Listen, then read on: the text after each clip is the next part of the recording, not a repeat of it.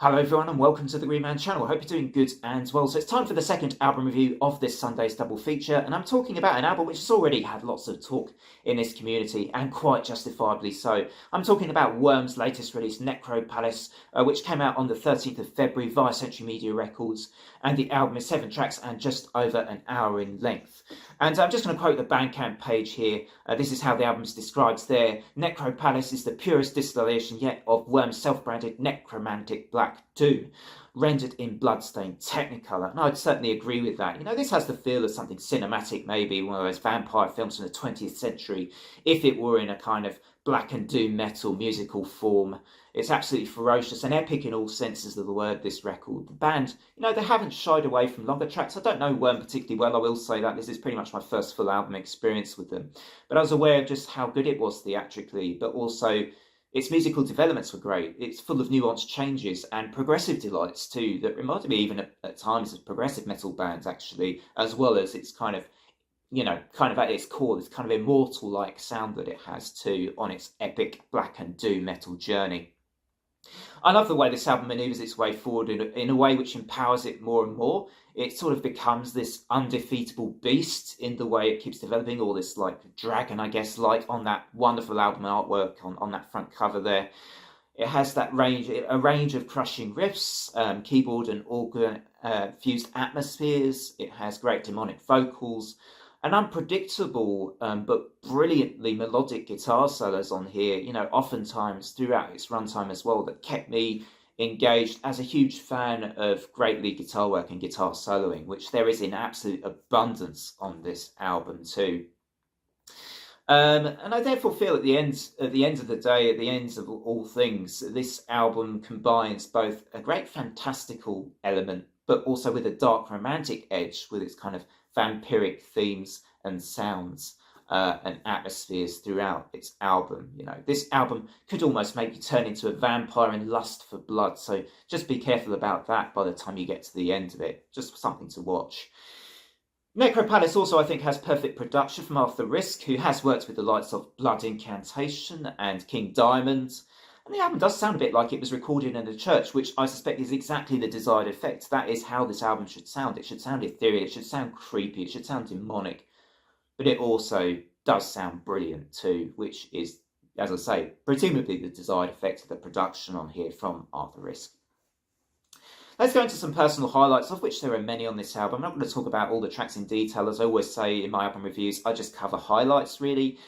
Title track Necropalace, there's an introduction track, but the Necropalace is where the album really gets off to a start with an uncompromisingly heavy blend of dynamic black metal riffs that you might hear from the likes of Immortal, and the song has this great escalating dread as well before it finishes its 10-minute runtime.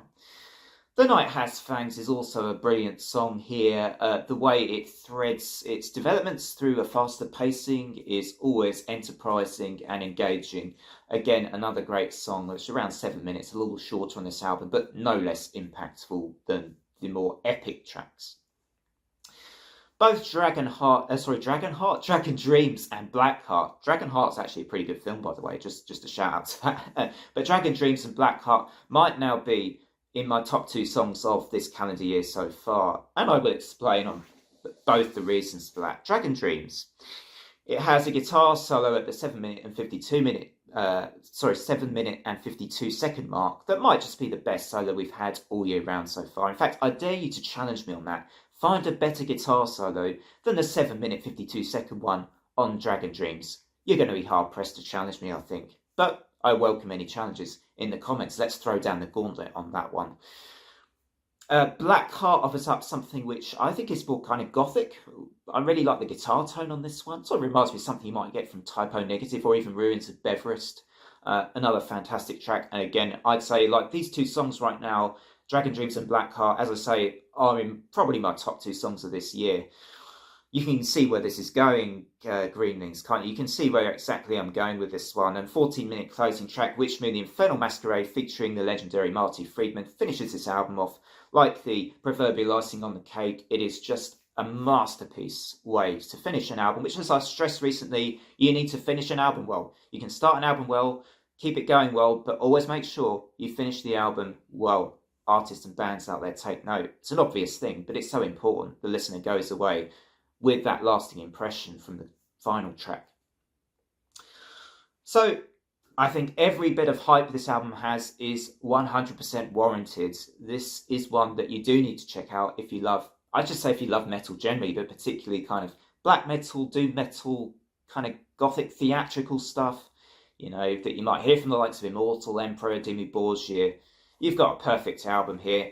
This album's going to be hard to beat in metal terms. I don't think in metal we're going to have anything that's going to easily topple this one for me. This is my album of the year, I think, so far. Across genres, I am looking forward to lots of other albums in other genres as well, but I think in metal, this one's, I can't see this being easily beaten, which is why this one is getting a much prized Green Man 10 out of 10. Completely agree with the Metal Meltdown's, I think his review as well and what he said. So yeah, that's my review for this one. I'm going away probably to listen to this one again. What a banger. What a banger. Thanks for watching. If you're new to the channel, do drop a like and a sub. It supports everything I do here on The Green Man. And until next time, it's a very vampiric bye for now.